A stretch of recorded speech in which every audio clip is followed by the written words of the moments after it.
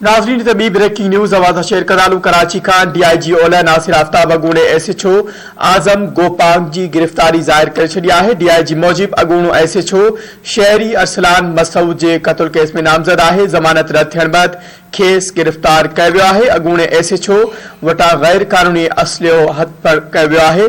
खबर के हवाले से मांखे एक बियर बुधाईंदालूं कराची का DIG ओला नासिर आफ्ताब अगूणे SHO आजम गोपांग जी गिरफ्तारी जाहिर कर छड़ी है। DIG मूजिब अगूणो SHO शहरी अरसलान मसूद के कत्ल केस में नामजद है। जमानत रद्द थियण बैद खेस गिरफ्तार किया वियो है। अगूणे SHO वटा गैर कानूनी असलो पिण हथ किया वियो है। खबर बाबत तमाके एक बियर आगाह कंदालूं। DIG मूजिब अगूणो SHO शहरी अरसलान मसूद के कत्ल केस में नामजद है। जमानत रद्द थियण बैद खेस गिरफ्तार किया वियो है। अगूणे SHO वटा गैर कानूनी असलो पिण हथ किया वियो है। खबर के हवाले से अमाखे एक बेरो बिहर आगाह कंदालूं। DIG मूजिब अगूणो SHO शहरी अरसलान मसूद के कत्ल केस में नामजद है।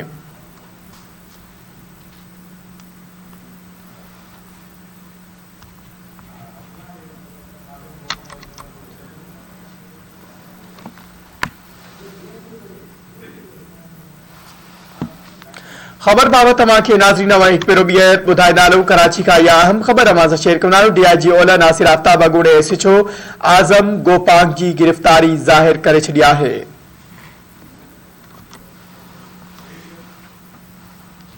नाज़रीन खबर के हवाले से वाक़े बुधाए रहे आहियूं। एक बेरो बियर या ब्रेकिंग न्यूज़ अवां शेयर कंदालूं। कराची का DIG ओला नासिर आफ्ताब अगूणे SHO आजम गोपांग की गिरफ्तारी जाहिर कर छड़ी है।